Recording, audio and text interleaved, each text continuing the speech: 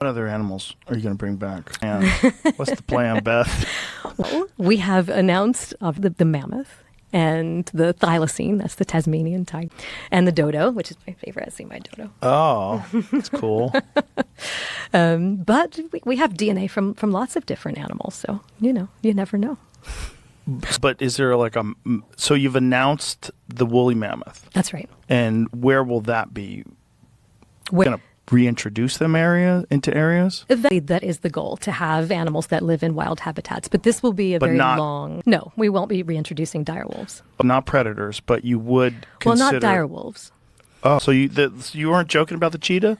Well, I mean, we currently have any plans to bring cheetahs or saber-toothed cats back to... I don't like that. But if that would be where it would get sketchy. If you reintroduce an animal that can run 60 miles an hour to the plains, those poor antelopes who've been living it up because they evolved, you know that, pronghorn antelopes, the reason why they're so fast, they evolved to get away from these cheetahs that don't exist anymore. Yeah. It's true. But also from looking at the cheetahs that we have, that they didn't only pronghorns. They were eating lots of things in their habitat. We found pronghorn fast. they had to eat something. Otherwise they would die, right? They had some slow stuff because the pronghorns are like, let's get out of here. Yeah.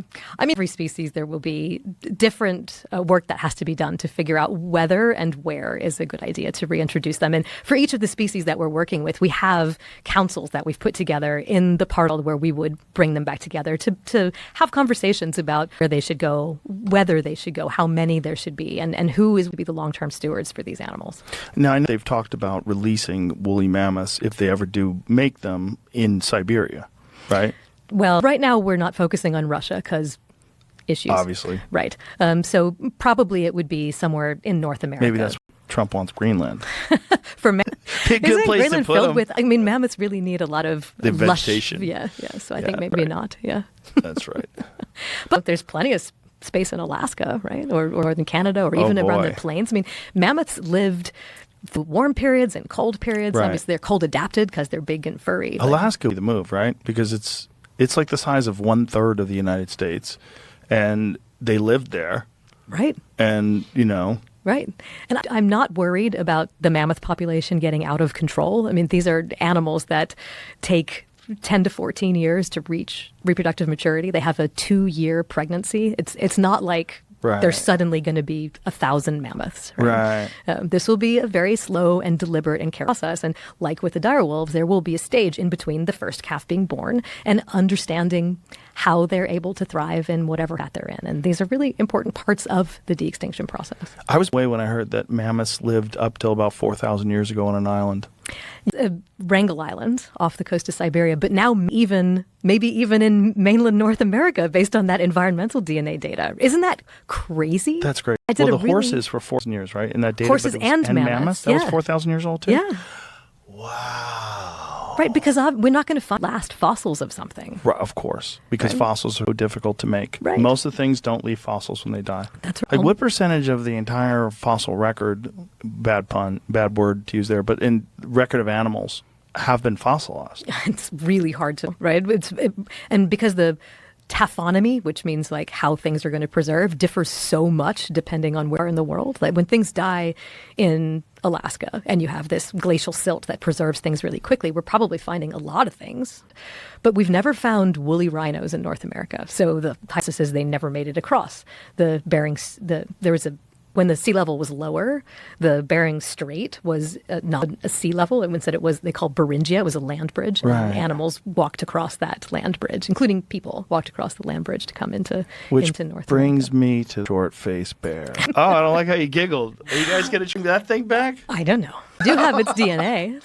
Oh, my goodness. I love the short-faced bear. You know what I'm most about it is because I think it's so dumb that it's called the short-faced bear. Like, why? Who was giving it that common name? Then they're like, oh, here's a bear that if it stands up, it's 12 feet tall. I'm going to call it the short-faced bear. Like, right. It's such an innocuous name for such a terrifying animal. Right.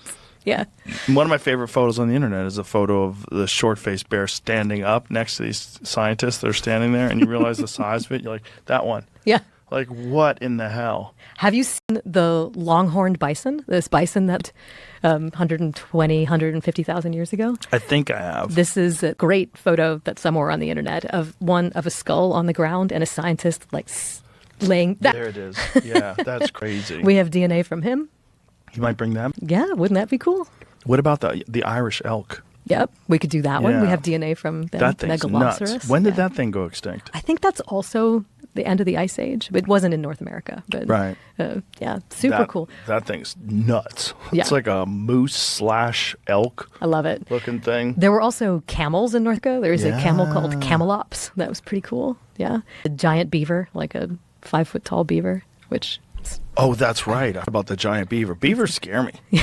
especially a 5-foot beaver. A 5-foot beaver.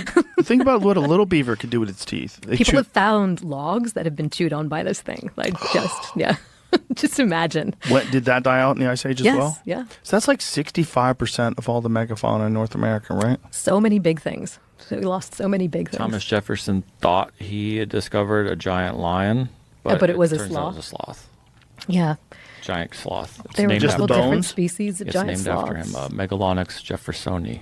Wow. Well, when you look at its face, it kind of looks like it could be a cat if you don't know that much. Well, I was taught it. I would smell something, and then like the guys that I'd be hunting with, like, you smell that, like that's Right. elk, because they urinate everywhere, and Right. you get this sense they have like this really musty smell during the rut too, and you could smell them. Could you smell? Well, they were stinky. I don't think you guys are bathing them. Why would bathe a dire wolf? I know. My wife would be like, take him to the groomer. Because she hates when my dog gets stinky. She hates when I like take him out into the dirt and play around with him, and he comes back covered in burrs and stinky. Got to brush him down. Did they? Yeah, they did smell different. But I don't smell a lot of dogs that are never bathed. Right. Right? Most of the dogs that I've ever Wolves. smelled. These aren't dogs. Yeah, right, wolves. Right, sorry. But which is really weird. That was the other conversation that we had, that they all come from wolves. Like, even Jamie has a French bulldog. He's adorable. That was a wolf Yeah. at one point in time, and We don't know wolf. right. Right. I think dog domestication is one of those places where both we come to terms with what we don't know and the opportunity to discover new things. The very first scientific paper that said when dogs were domesticated looked at a type of DNA that's only inherited from your mom called mitochondrial DNA. Our cells have a nucleus that has the DNA in our chromosomes that make us look and act the way we do. And then it has little cells that were once bacteria co-opted that make energy. And you're only inherited them from your mom. And there's a ton of them. Like there's thousands of mitochondrial genomes in every cell and only one of your nuclear genome. So in ancient DNA, because there's way more, we started just with that. It was the only thing we could recover. And the first dog mitochondrial genomes that were recovered, people were like, dogs were domesticated in Asia 150,000 years ago, which is clearly wrong, right? There weren't human populations, societies, which is kind of what you need for dog domestication because they're attracted to the garbage or the living around where people were. So you need communities of people that are staying in place together for some time before you can have dog domestication. Do we know for sure there weren't human populations like that 150,000 years ago? Don't, but we do know now that dogs probably aren't that old, right? I think what I read was 30,000. I think it changes all the time, which is because we don't know everything. Right. And also probably because the first dogs were in warm parts of the world, and so we don't have the fossils. We don't have the really? DNA, and the fossils just didn't preserve. I think right now what people are happiest with is that it was probably sometime after the peak of the last ice age, sometime 15 to 20,000 years ago. And not sure where, because again, probably in a warmer spot. There's been lots of gene flow, lots of hybridization between domestic dogs and wolves that have made this a really hard problem. Like you were talking about with the black wolf. Right, exactly like that. Yeah. But what's cool about this 15 to 20,000 years ago is that most of these people are like, yeah, that's probably the date for dogs, which means if dogs only form when there are human like communities that are together, groups of people that are living together in the same place for a long time, that they were around 15 to 20,000 years ago. And that is not what archaeologists, right? So these two weights of evidence saying, we still don't know, right? Sort of, right? But they believe hunter-gatherers existed in small tribes 15,000 years ago. And maybe that was enough. But if you think of domestication, and scientists like to have names, we like to have ways of classifying things. And so recently, a couple of friends of mine have published a paper which they defined how you consider something domestic. And they say a domestic patient is something that can only survive within a human environment, within a human niche. And if you think of that as what our dogs are, right, they can only really survive and breed as dogs within this human niche, then you need a lot of humans around, and you need a sort of steady stream of the crap that humans produce to do this. And that's still kind of like it's still, yeah, maybe there were hunter-gatherer populations that were more established somewhere in the South where we don't have dog bones. Right. That's what don't know, right? And the wolves are most wolves from warmer climates? No, right? They're from colder climates, aren't all they? over the place. All over right? the place? They're wolves. Mexican wolves, right? There's Mexican wolves. There's Mexican wolves. But we think that the closest living relative of dogs is gray wolves. It's this gray wolf lineage. But we don't know if dogs are outside of the diversity of gray wolves, so it's an extinct type of gray wolf that was the progenitor of dogs, or if they fall within the diversity of all the lineages of gray wolves that are around. And that's just because there's been so much movement of DNA around that part of the tree. I think it's a fascinating story that as we get more information, we're going to learn more about people as well. Yeah. I love that. Dogs are most fascinating to me because it's so obvious that there's manipulation involved. It's so obvious that through selective breeding and also getting these animals to get accustomed to people, getting close to the fire, feeding them so they don't have to hunt anymore, and then they bark when intruders come, and right. we develop this sort of relationship where we work together. That it's so interesting that we see the genes change into a poodle. We see this weirdness, or now it's a border collie. Like, what? And then the all variety. of those, too, are probably Victorian, right? All of the breeds that we think of today, whether it's cattle or bison, they're, within the last couple hundred years. That is really fast selection by humans. So we are manipulating the DNA of the species that we surround ourselves with. And we have been for 15 to 20,000 years, and probably longer. Just not in a laboratory. But, is our backyard a laboratory? If I say, I like the way that dog looks, but I like the way that one can swim in water, and I bet if I breed them together, I can make one that has this double layer coat so they can go get in that frozen water, but they'll still have that, like, cute look or something. That's interesting, right? Because we're thinking science is only being done in a laboratory, or manipulation only being done in a laboratory. It's clearly done with food. I mean, it was done with plants forever. Right. Selective breeding of plants, splicing two plants together. Right. Yeah. I mean, when we graft plants together, I mean, that is like all of the vineyards in France, which are grafted American rootstocks because of the introduction of phylloxera, this aphid in North America that was going to completely devastate the wine. Now they're all spliced onto American rootstocks that can survive the aphid. And isn't that wild? Yeah. I talked to a rancher in California, and they were telling me that I think it was either the avocado trees were spliced onto the pistachio trees or vice versa. It's amazing plants can survive that they don't go like, yo, that's not me. Right. Like we can't take a pig liver and shove it in your... Yeah, your body would fight it off. Your immune system would fight it off. Well, we're trying. Again, that's another cool thing that we can do with this gene editing technology is we can turn off the gene that would cause that rejection to happen. So maybe someday we can use pig organs in the place of humans and save people from dying. You can just re-engineer a new version of your organs. Yeah, so that is really cool science. This thing called the organoids, where you can actually grow in a dish in a lab a version of a little brain, something that approximates a brain or that approximates a heart or a kidney or something else. We're using this at Colossal, for example, to test hypotheses about what changes we might make to bring about, to resurrect, to de-extinct the phenotypes that we're interested in. If we grow an organoid that grows hair, can we see what that hair looks like without having to make a mammoth in order to see what that change is going to do? Coastal bears. That's the big ones. Brown bears and grizzly bears are the same thing, but brown bears are way bigger. And the reason why they're way bigger is because they live on the coast. They're just eating fish and dead whales that all get day beached long. And anything else they can get their fucking gorging hands on fucking fatty, heavy foods. There's an awful video. Jamie will find it. Of a grizzly that's pulling black bear cubs out of a den and killing them and eating them. And the mother is trying to stop them. He's trying to stop the grizzly from eating her babies. Oh, shit. And he just swats her away like she ain't shit. I gotta see it. It's awful, dude. You shouldn't play it. You definitely can't play it, and you shouldn't even watch it. I'm gonna watch it. The screams that they make, and it's a long ass video, and she's trying to fight him off, but he's like, "Fuck you! I'm eating your babies." That's one thing that bothers me the most about the anthropomorphization that people do with animals is their stance on bears. I don't want people to hate bears, but I want people to know what a bear really is versus what they think it is. They think they're sweet honey and they're sweet and they're nice and they don't really fuck shit up. They're amazing. I'm a big fan of bears, but they are all cannibals. They're all cannibals. Bears make me feel like, They're of course, ruthless. they're dinosaurs. Bears are like, that's just a fucking dinosaur.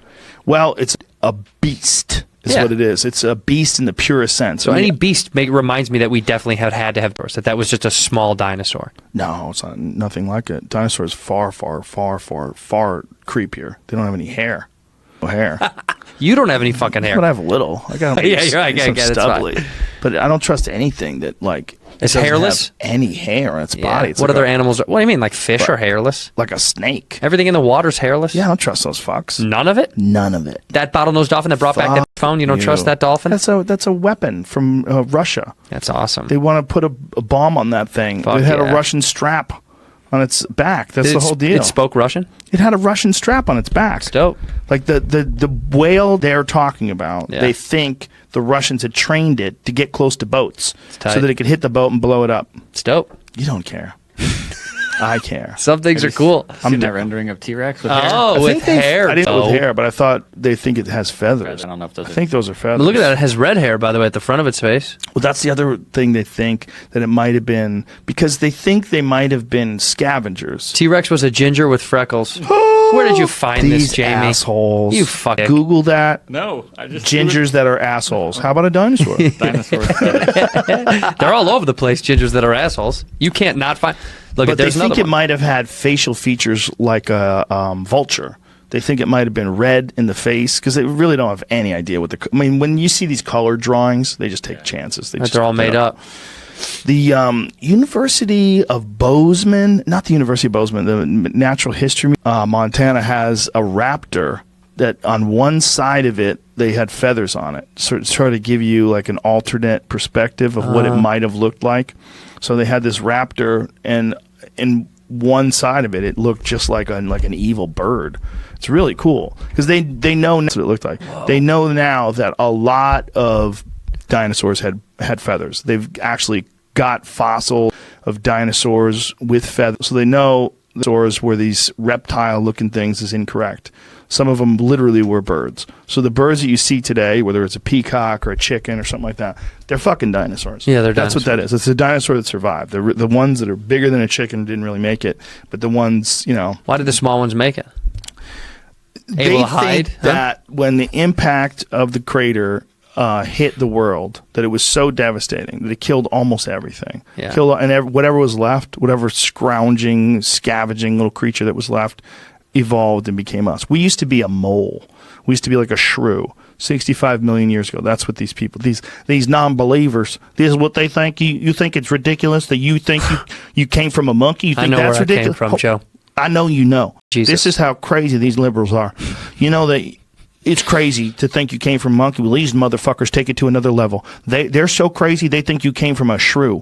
You were like a little mole Get type outta here. character. Yep. And then that became a monkey. And then out of the of a monkey bitch. becomes you all that shit inside of 65 million years. Get the fuck Get out the of here. fuck out. Meanwhile, crocodiles are 100 million years old. So crocodiles are the same, but somehow or another we went from being a fucking shrew to being a person who knows and loves Jesus in their heart. Bullshit. That's it right there. That's us. Imagine the pterodactyl days. What in the fuck was that like? Yeah. Giant flying lizards That's that fun. are carnivores. Yep. Fuck that. You imagine? There it is. Whoa. This is the largest ever. Well, that sounds like Quetzalcoatl, which is the that's that Aztec god.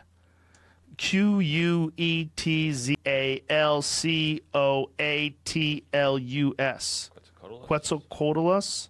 Quetzalcoatl was that flying god of the Aztecs. Can you just go back up to that? I was reading that top part right there. How big it was. Yeah. A pterodactyl petrosaur from the late Cretaceous of North America. Largest known flying animal to have ever lived. So that is like they probably named it after Quetzalcoatl, which was the, see if you find that word, Quetzalcoatl, because I think that's what that was. It was an Aztec god that was like a bird. Wingspan of 36 feet. Jesus Christ. 36 feet! Jesus Christ. What the fuck? Dude, that's a man? plane. Now, see, this is a god, the feathered serpent, a name for the feathered serpent deity of the ancient Mesoamerican culture. I wonder if there was ever a time where human beings and that petrosaur thing coincided. When was that petrosaur? When did that thing go extinct? That Quetzalcoatlus. You imagine if there was ancient human, Neanderthals or whatever, Australopithecus, and you're looking up, you see a 35-foot bird. Bah! Bah! Fuck you, man. Yeah. Fuck you. Fuck you. The bones were discovered in Texas. That's the same. Of course. Right area. Of course, Texans, before the Comanches, they had giant flying dinosaurs. God damn. Scan fast for a time period. Doesn't say right off the top for some reason. But Just whatever it was. late Cretaceous. So I don't know. What's that? When is that? It's a long time ago. Is that 10 million years? What is that? I think it says 100 to 66 million. I don't Oh, know. so that's way before even the Yucatan impact that killed the dinosaurs. That was 65 million Yeah, it years says ago. the climate was warmer than now, even then. And, yeah. What's the biggest thing that flew while people were alive? You think it was that Haast eagle? You said that was 3 meters, right? That's 9 feet. By the way, fuck that too. Imagine a 9 foot. That'll take wide your thing. kid easily. That'll take a 100%. small kid. Maybe a pretty big kid. Yeah. They carry deer away. No shit. Yeah, dude, they pull goats off the side of cliffs, and not even big ones. Damn. Have you ever seen that golden eagles do that? Golden eagles are the biggest North American eagles. And I actually think bald eagles have done this as well. And they swoop down and they grab these sheep that are trying to climb their way up to the top of these mountains. They pull them off and they drop them on the rocks Yeah. and watch them smash. Wow. And sometimes they ride them down to the ground. Wow. Dude, there's one video, this one eagle, he grabs a hold of this sheep and pulls him off of sheep or goat, I forget which one it was, pulls it off the side of this wall, and as it's going down, the eagle's hanging on, so the eagle hits the ground with it and bounces it, and oh my God, it's fucking madness. It's madness. That's beautiful. Yeah, the eagle's fine. Fine. Eagle fell, bounced, had this goat hit it in the head, bounced, fine. At the end, flies away. Yeah. Crazy flexible bones that they have. Shit. Yeah, dude, we're so lucky. We have one thing to worry about right now, other than normal shit that everybody has to worry about all the time in life. One new thing, and everything just hits to a halt. One new thing, like, whoa. I know. The whole world changes. One new thing. Right. An albatross has a bigger wingspan than the Haast eagle. Really? It's about the same, maybe. It says it's 11 feet. Jesus. Albatross, the ones that are alive right now? Mm-hmm. Wow. What do they eat? Mostly fish, right? And this even says a condor with a 24-foot wingspan. Fuck. 28 million years ago. So sorry. I think albatross, they go at this for fucking weeks. What do they do? Just dive in and eat fish? Dive and eat. Yeah. There it is. Look at that. Whoa. Yeah, that would be more annoying than anything. I don't think that could kill you. But an eagle's got a face like a bolt cutter. There's a couple. As I was digging through, a couple articles even speculated if those giant Quetzalcoatl things, some other like petrosaur, if they were too big to even fly, maybe they could have been like giant ostrich type bird, Oh, right. dinosaur type things. Yeah, they only have the bones, Just right? big wings, yeah. Just something that just got too big for its wings. Didn't need to maybe get fly like a chicken. Like chickens can fly like, they fly like 10 feet or something like that. They just kind of run and fly at the same time. They get a little air. No, like I thought, like my friend had a parrot when I was a kid. Parrot or parakeet, I don't know birds, but It scared the shit out of me. Like, I would reach into the cage just to, like, you try to stick your finger in its belly so it steps on your finger, but it bites you instead. And I remember being a full-sized human being scared of this. Take that and expand it by 1,000. Yeah. And it's flying above you. Yeah. Birds can scare the shit out of you. Yeah. They can pull a fucking salmon out of a flowing river with their feet. Fly away with it. Imagine even grabbing a salmon. Imagine just dunking your hand into a river and pulling a salmon out. No. And now imagine doing it while you're flying in. You snatch it, pull it out of the river, and then fly away with it. All right. And that's our American, that's our national bird. It's our national animal. It's a pretty cool national animal. Yes, it's a ruthless cunt of a flying dinosaur. Yeah. Wouldn't it be better if we had something compassionate? Look at that. Are close. Oh, they're real close. Shoebills are super dangerous. Oh, yeah? Well, that is an ancient predatory carnivorous dinosaur that happens to still be alive. Why is that guy getting close to it with his kid? I don't know. Oh, don't do that. Please don't do that. Nothing bad happens in this, but Okay. Oh. Yeah, I could imagine if that thing was pissed off at you. Whoa, he's going to touch it? I don't think anything bad happens, but Bro, that's the kind of people that get eaten. I think we're fine. Oh, I think we're fine. I'm going to bend over and pull up my pants. I still think is it dangerous? There are some animals that are dangerous. There's a really aggressive bird, cassowary, I think it's called. And this lady's filming on the beach in Australia. She's like, oh, look at the cool bird. And the bird starts going after her. They'll come fuck you.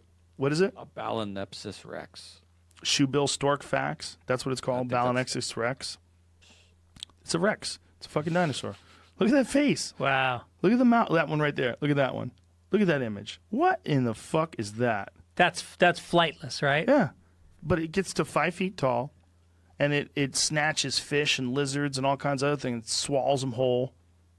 There's a fantastic documentary that BBC put out years ago about the Congo, and the shoebill lives in the Congo, and in the Congo, the shoebill eats this. There's a fish that comes out of the land and then crawls across the land until it can find another pond and then slides into that pond. Yeah. And the shoebill's eating that thing, and you're like, what am I seeing? I'm seeing a battle between two prehistoric animals. With That's amazing. A fish that can swim and then climb out of the water and walk on the ground and then jump in a new pond. Right. That's the missing link for evolution. The first animal first fish to get out of the water. Think about these guys that are talking about bringing animals back. Like as a scientist. Sure. De-extinction is... It's a weird word. It is. It's a weird word. Reintroduction, is that a better word? No. They call it de-extinction. Is that what they call it? That's what they call it. Yeah, de-extinction is, to me, it's fascinating, especially if it's something like, say, the passenger pigeon, right? We used to have billions of them in the United States. Wiped them out. And now they're saying, we can take the closest living relative, isolate some genes, and make a new passenger pigeon. Is that worth it because it's something we wiped out in the last 100 years? Yes. I feel like we should heal the ecosystem by putting that back, right? That being said, we still learn from our mistakes. Like, we need to take into account what we did and why we did it. And, do I think there should be a Jurassic Park and a bunch of mammoths and T-Rexes? Absolutely not. That's a waste. Whether we can or cannot do it, to me, that's a waste of scientific resources that could go towards conserving things that are on the brink. Say, heal or mend the environment or the ecosystem when you would bring back something like a passenger pigeon. Isn't 90% of everything that ever existed extinct? Sure, absolutely. So does the ecosystem adjust and evolve, and would reintroducing something like a passenger pigeon, would it kind of fuck things up that exist now where new animals have taken a different position on the hierarchy? It's too short an evolutionary time. So we are in what's called the 6th mass extinction event, right? There's been 5 others before us. The one we're in now, it's happening at 80% greater rate than it's ever happened before. So we are wiping out things more quickly than the world can adapt. So, you go into an environment and you take out all the predators, the prey explodes. The prey explodes, the grass gets eaten down, everything collapses. Now, if you left that environment over time, over evolutionary time, it would adapt, right? maybe say all of the predators got a disease and they died out over 300 generations. During that time, something would evolve within the environment to adapt the prey so that it didn't wipe out the environment. That's just kind of the nature's balance. But when you go in there and do it in 10 years or 5 years, it throws off the equilibrium. So when you, in theory, when you reintroduce something that's been, and it's not theory, it's science. They've shown this even right here in the California Channel Islands. When you put something back that's missing from the ecosystem, it's like you're putting a piece of the puzzle back, right? And then you can allow it to do its thing over evolutionary time. What did they do in the Channel Islands? So I was actually a big part of that, and I loved the project. So the California Channel Islands were settled by agriculture. There were sheep, goats, pigs, blah, blah, blah. There was everything brought over there, right? And so not Catalina, but think about the northern Channel Islands. What happened was when all these animals were brought in, all the farmers were there, then golden eagles started coming over. Golden eagles came over to eat the pigs and everything else. They flew across the ocean? Yep, flew across the channel, started preying on pigs and everything else. There was an animal on the Channel Islands called the Channel Island fox, a very gorgeous, cute, cuddly little fox. You can see them if you go to Santa Cruz Island. There's loads of them now, thanks to the work that scientists have done. Anyway, they were like, okay, the fox is being... Aww, isn't he gorgeous? Look, a little cute face. So this is being wiped out through habitat destruction, through all these ungulates that have been brought in. So scientists got together and said... What ungulates? Like cows? Or? Yeah, domestic animals, cows, sheep, goats, etc. So scientists came in and said, the habitat's getting destroyed, and that's just the keystone. There were several species that were on the decline. The cows are getting... The livestock is wiping out the habitat, the foxes are declining. What do we do? Well, obvious answer, let's remove all the livestock. So we removed all the livestock, right? Through helicopters, there was a lot of pigs that were causing damage, all that kind of stuff. We removed it all. Then the golden eagles started preying on the foxes because their main habitat was gone. So now the foxes are under even more pressure. So then we removed the golden eagles. This is a very abridged version of what happened. But now we've got the golden eagles also pushed out the bald eagle, which are fish eaters, which lived on the island. So now, after loads of years of removing golden eagles, like relocating them, removing all of the livestock, now you have a healthy population of Channel Island foxes. The bald eagles are back. They're eating fish. The whole ecosystem is back in balance. Had it been left the way it was, what you would have found at the California Channel Islands over, say, 20 or 30 more years, 40 or more years, no foxes, no bald eagles, a ton of golden eagles, and a ton of pigs.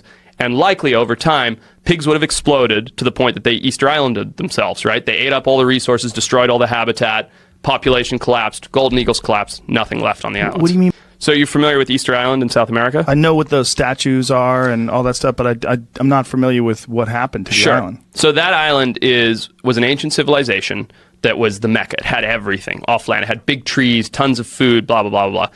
People settled there. And they said, this place is incredible. It's paradisical. And then they started cutting down the trees to fish. They started eating all the mammals. And what actually happened is because they were so remote, the middle of the ocean, nowhere near South America, nowhere near anywhere else, they cut down the last tree. There were no more canoes. There was no more food on the island, and the population collapsed. The island was barren. It was void of trees, void of life, void of anything, and they didn't have the canoes or anything to leave anymore because they cut down the last tree to build a boat or make firewood. And everybody there died. Oh, shit.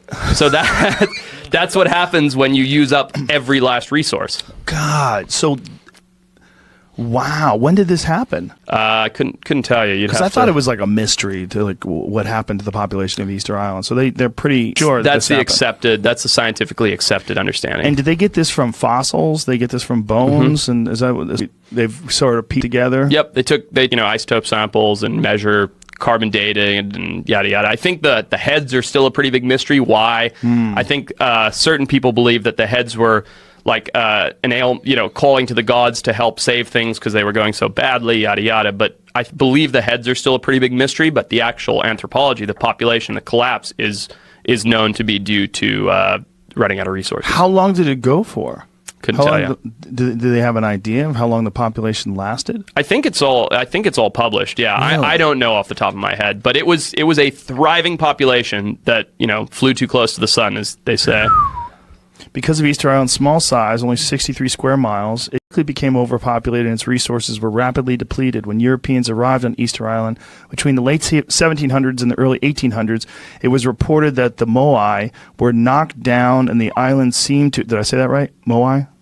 You don't know?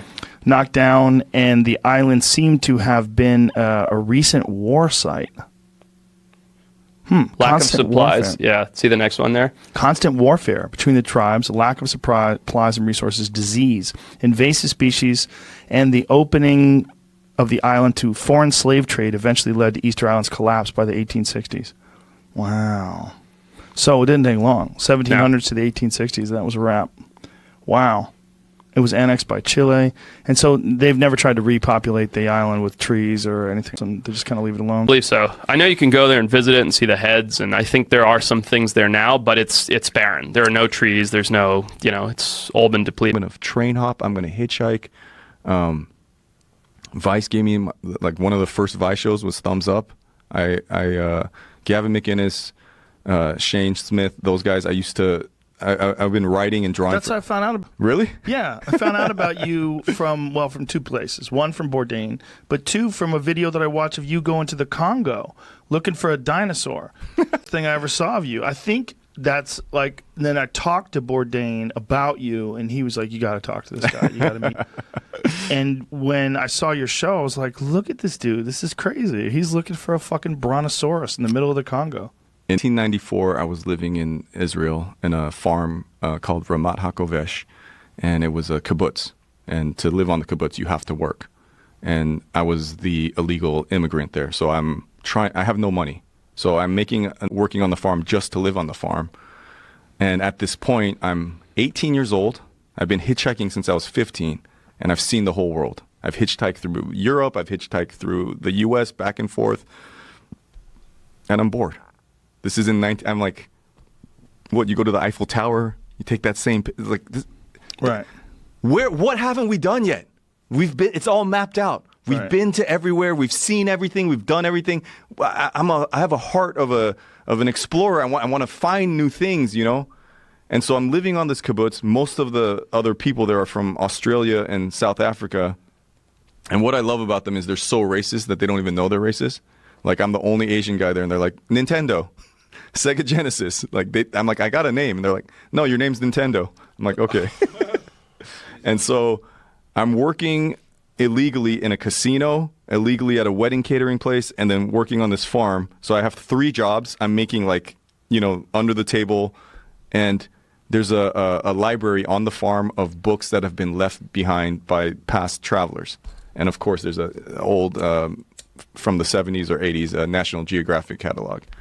And I start reading about Mokele Membe. I don't know if that's how you say it, but it's scientists, National Geographic people have spotted this fucking brontosaur-like thing in the Congo, and it's still there, and the Congo is still, it's the heart of darkness. And I gotta fucking find this thing. I gotta go there. Like I was. How old were you at the time? I was When 18. You decided you were going to go there? I was like, I have to go there. How old were you when you went?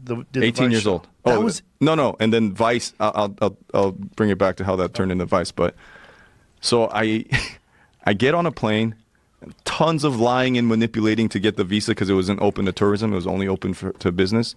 And so I make up this story that I'm a bodyguard to a toothpaste executive. And I work day and night to get a ticket to the Congo.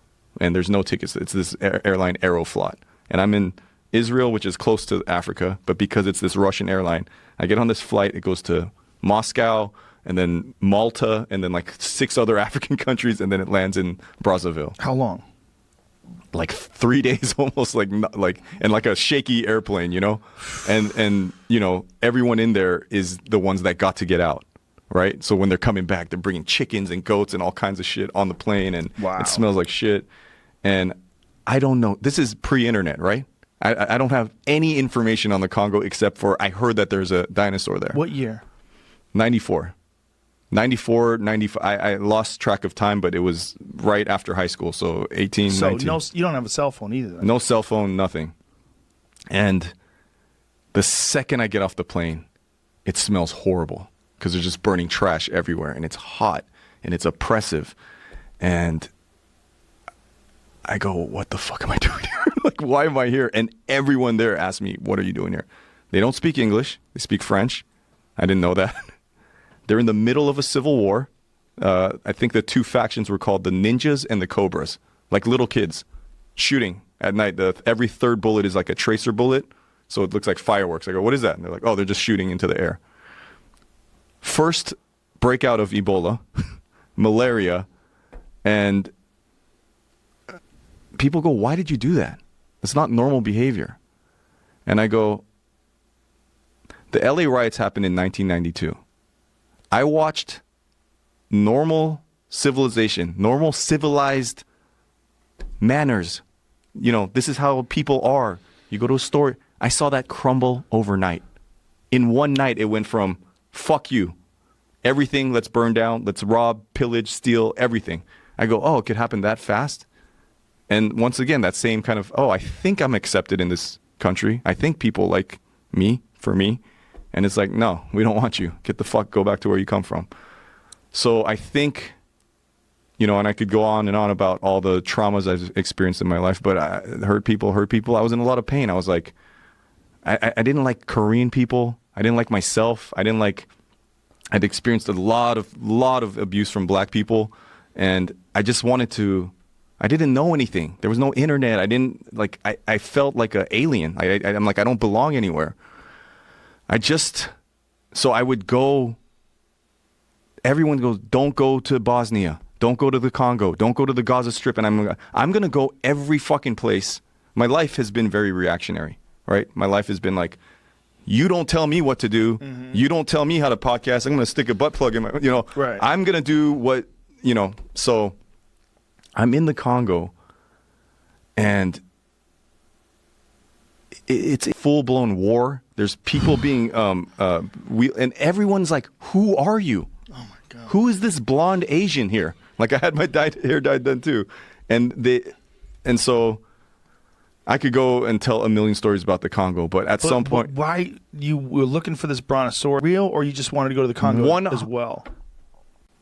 I know the kids like to say 100%. I've heard you say it too. Yeah. Why not 99% just to leave 1% for down? 99% I was there for the dinosaur.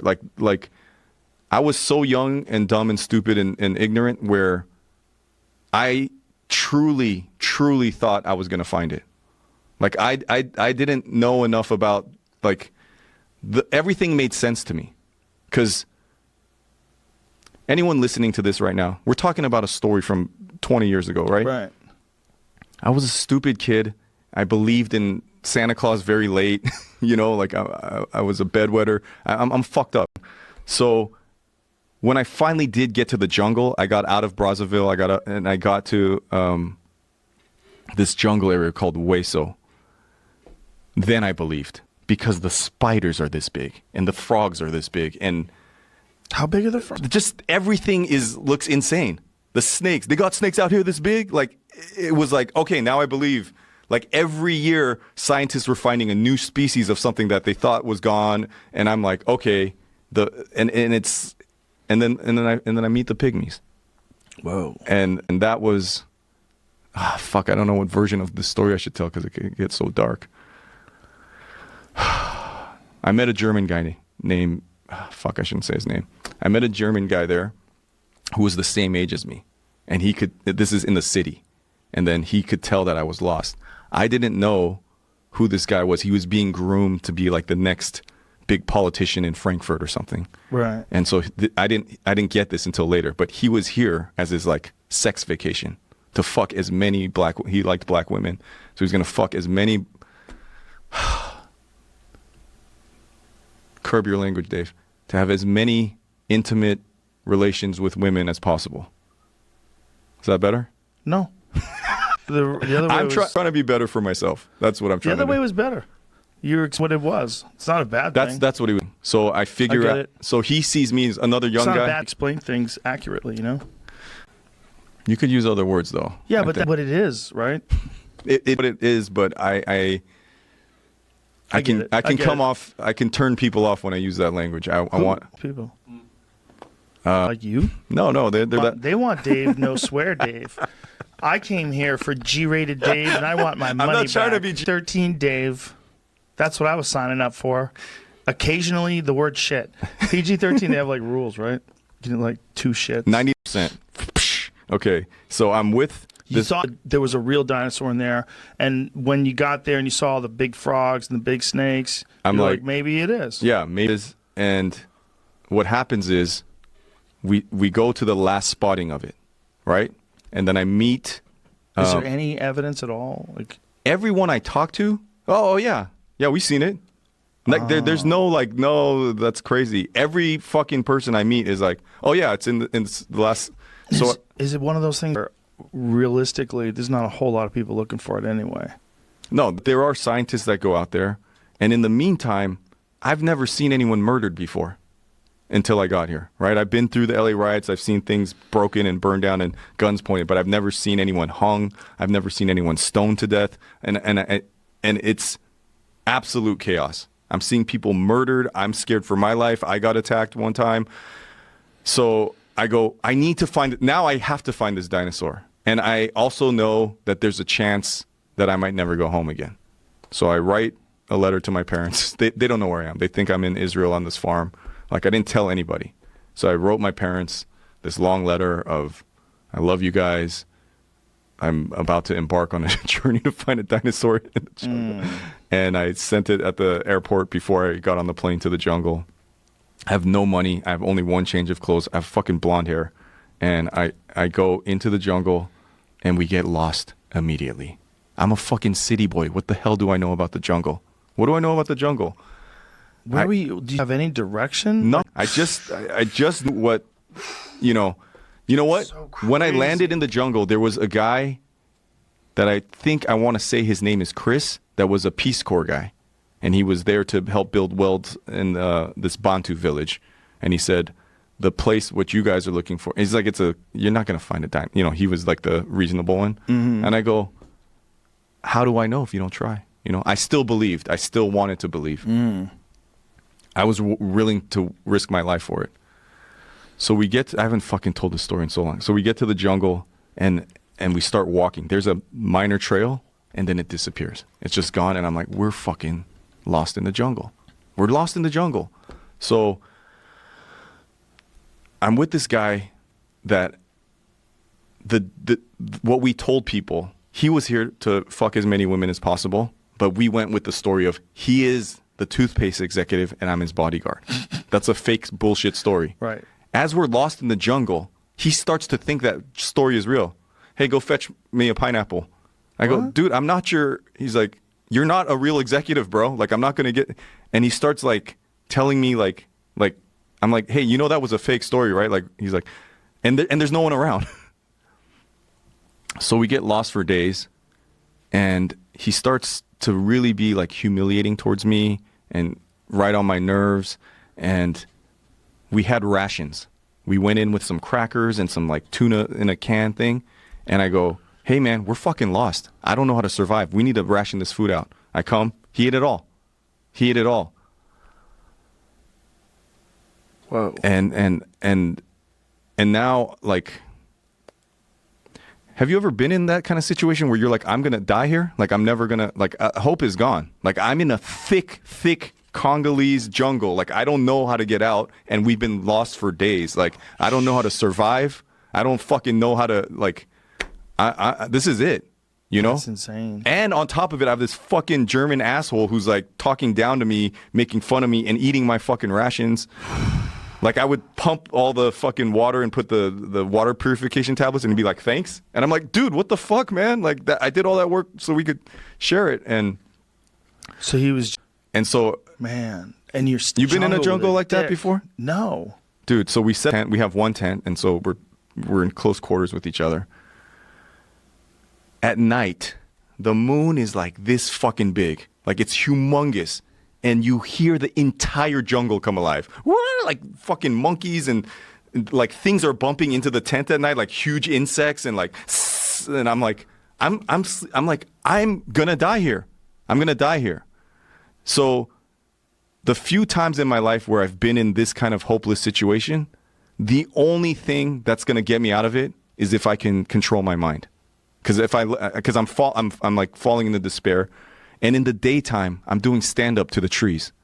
Because we're just walking in like circles. And I'm like, hey, how you guys doing all tonight? You know. So you don't know. Oh, my God. I'm talking to the vegetation. Oh, my God. and this guy is riding my last nerve.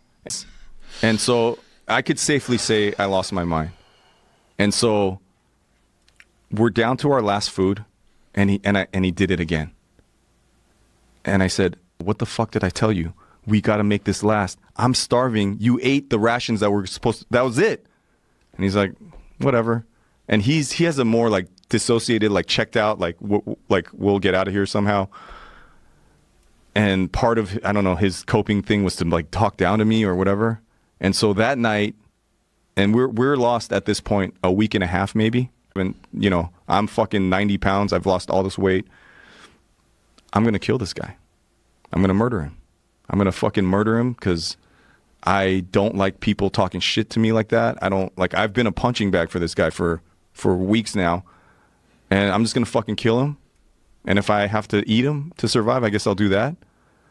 And so he's out cold. He's got fucking crumbs on his face, tuna fucking juice from the food that was supposed to be shared. And I go outside the tent and I pick up a huge rock, like bigger than this. And I go, I'm gonna fucking kill this guy. I have officially lost my mind. Like I'm barely gonna survive. I can't do it here with this guy. So he's out, and I was fucking looking at his face. And I pick up the rock and I go, just like I don't even have to apply any pressure. If I just drop it, he's done. Like he'll be fucking dead. And I go, oh fuck, is there anything left? Is there any common sense? Is there any light left in my? And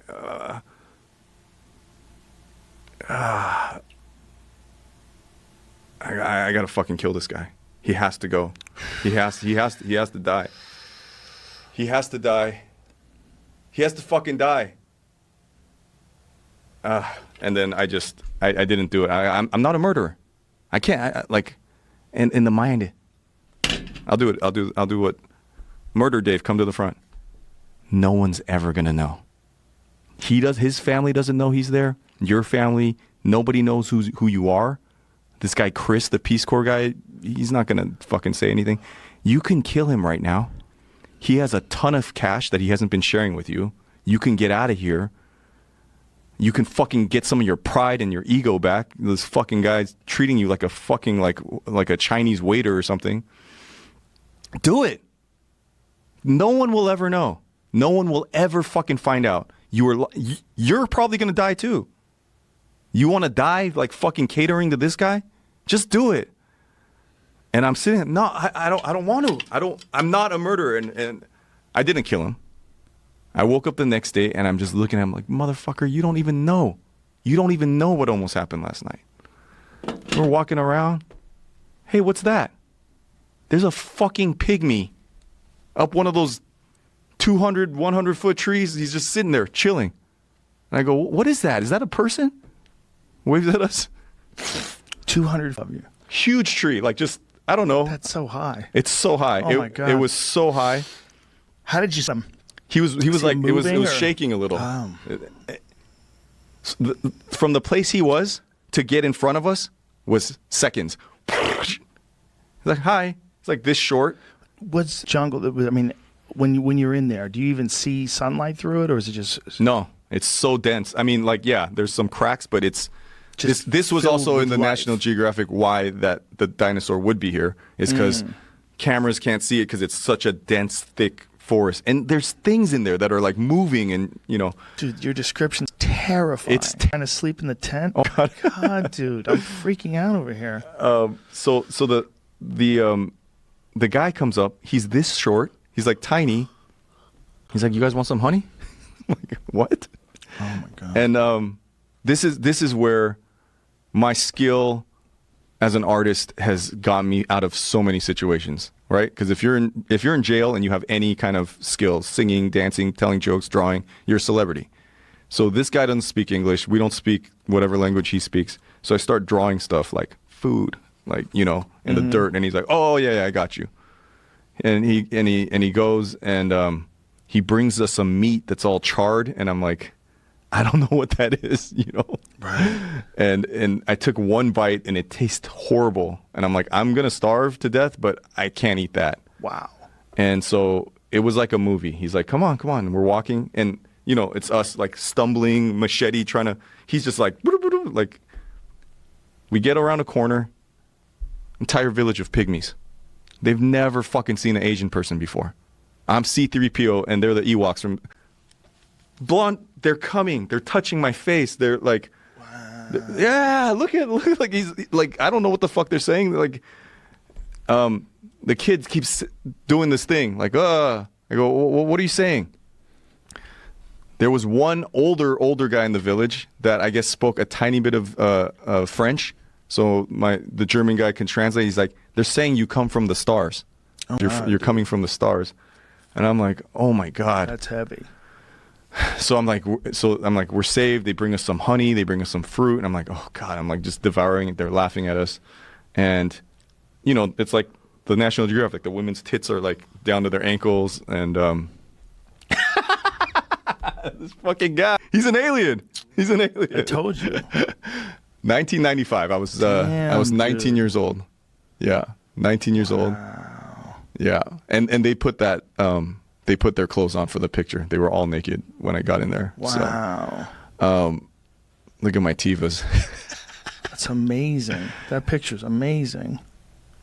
So I now had any of these people? Did you ever describe it to them? Oh yeah. The So I dinosaur draw a dinosaur. I go, here's the dinosaur.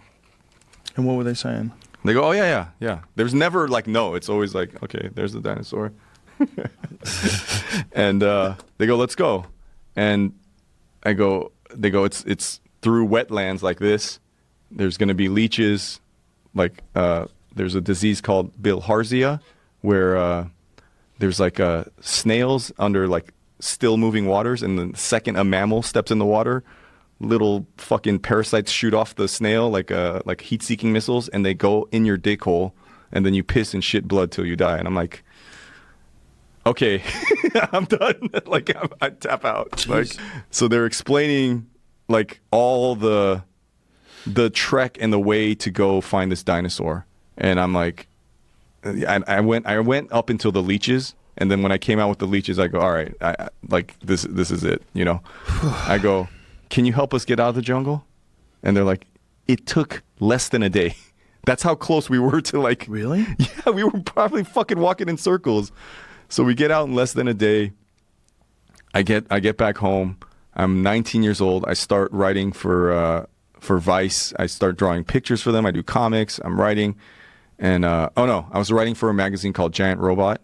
And Gavin and Shane would read that magazine, and they're like, they were ahead of the curve, right? Like when all print magazine, right, existed, they were like, we need to go to digital. Like they were, Vice has always been free. Everyone fiends it. They go to those magazine shops or wherever, and and they're like, we need to have online presence. The internet was brand new, and they said, Dave, that is the fucking. And I told you.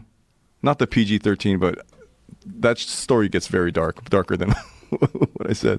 And they go, will you go back with a camera and a camera crew? And I said, that was one of the most traumatic. I almost died. I saw people murdered. There was a fucking virus where people were bleeding out of their eyeballs. No. Okay, I'll go. Enough time had passed. It was 10 years later, actually. That was 95, and then it was like 8 or 10 years later. And so that was the one that Vice. They're like, can you go so back? That photo for the Mickey Mouse shirt was from the earlier That trip. was from when I went with the film, like just camera. So I go back, and how did we even get to this? The dinosaur. The dinosaur. They all see the same dinosaur? Have you? Oh, shit, look at that. There it is, Mocha. Dude, you're fucking on fire, Jamie. Holy fuck. Yeah. That one, number 3 is bonkers. What is that? Unless it's a log. Could be a log. So on my second trip back, I met the doctor. There was a doctor that lived in the village close to that river. Look at the track. And he said he'd seen it. Really? And he not I wonder if any real legitimate biologists have looked at those tracks. Maybe they could tell you by the way the footprint, they can kind of tell things are fake or real or not based on where the weight is distributed. Someone who really understands how these animals would walk. I think it would be really hard to fake dinosaur footprints, right? Because the weight, it would have to have like a. The description I just read in this said it wasn't that big. I shouldn't say it's not big, but it's like 30 feet, 35 feet. It's pretty big. It's like a big giant elephant Think size. about how big those fucking alligators were that we were just talking That's about. what, yeah, so it might be a turtle they were seeing. That's what I don't know what they actually found. A That's what I'm turtle? looking through here. Their dicks were big. Like when we went to the river to bathe, they were like, okay, they just take their clothes off, and I'm like, oh, I'm gonna keep my clothes on. And they go, what? I go, dude, I have like a normal penis for like I'm proportioned correctly. Like your shit is down to your knees. And this was back in the city when I got back to Brazzaville, and they're like, bro, you know why our dicks are so big? I'm like, why? And there's all these naked kids running around. It's like, because we never wear underwear. And I'm like, what? It's like, see the girl whose tits are down to her stomach? Never wear a bra. It's gravity, bro. Everything just droops. I'm like, that's why your dicks are so big? I'm like, I'm still gonna leave my underwear on. Like, this is. Wait, you've never been to Africa? I'm begging you. I know you're into the hunting and the bow hunting. Please, like. So when I texted you, What like, does that have to do with Africa, man. Oh, in Africa, you mean? So when I texted you the other day, I saw that the last time I texted you was 2018. I was like, dude, I'm going to Africa. I'll see you when I get back. That's right. Yeah. And Okay, this is the. yes. Yeah, you're telling me. This please. is very heavy. So there's hunter-gatherer tribes in like the Arctic, Papua New Guinea, the Amazon, Africa, but very few. Like they're almost gone. There's very, very few people that live off the land. And I just, whenever the podcast went off the air and I ghosted, I just lost my mind. I hit my rock bottom, and very similar pattern of what I always do when things get rough is I just go to Africa. I go, it's a weird thing to be like rich or be in a country that's rich or have stuff, and as an adult someone has to teach you gratitude. Like I hear you say it all the time. I'm thankful, I'm grateful. I go, but I'm not. I have everything, and yet I fucking complain like crazy. I'm like, I need to get the fuck out of here. I need to go someplace where I can learn humility. I can learn to be grateful. So I get to, I'm traumatized now by the Congo. I didn't even go into my second Congo story when I went with Vice. That was even crazier, where the fucking chief tried to kill us. But so Congo is the heart of darkness. I get why those books are written. I get why people have these mind-losing experiences out there, because it is one of the fucking darkest countries I've ever been. So I go, I don't want to go somewhere different this time. Do you know the Europeans, they tried to live in the Congo for a while? I met one. Did you see the houses that they left behind? Dude, when I got to this Bantu village, and Chuck, his name was Chuck. Chuck, if you're listening, I know it's 20 years ago, long blonde hair, from Oregon, Peace Corps guy. He got malaria while we were there. Oof. And he goes, please contact Francois. And I go, who the fuck is Francois? And he goes, he's in the jungle. And this isn't in the Congo village, it's the Bantu village. And he goes, you go down this tree and you go, so he's deep in the but this is still near a village. It's not, you know. So we go into the jungle, and there's like a giant Victorian French, like European house in the middle of the fucking jungle. And I'm like, how did this happen? And he's like, so we go in there, and Francois is just like some fucking weird French dude that just said, I'm going to stay here. He had like 12 Bantu wives. There's all these like half black, half white babies crawling around. And he has a ham radio. And he's like, what's going on? I'm like, Chuck is fucking dying. He said to come contact you. And he's like, oh, okay, I'll contact the aircraft carrier and they'll send a chopper in for him. I was like, oh shit. But yeah, that's the one time I saw a French Victorian, I don't even know how to describe the architecture. It was like a beautiful French home in the middle of the fucking Congo jungle. Yeah, there was a website dedicated to those people that tried to do that, and it just detailed how it all went terrible for them. The jungle just overcame the house. Like, you can't keep the jungle back. It's too powerful. There's too much there. The jungle Everything grows so quickly. It's just fucking, I mean, you'd have grass popping out through the middle of your floorboards and shit, and trees trying to grow through the side of your sewage system. Like, it's just too much. Wild. When you just said too much, like, I just thought right now, every time I hit a rock bottom and my life gets too much, I go back to Africa. So when someone says go back to where you come from, maybe it's Africa. Well, we all do.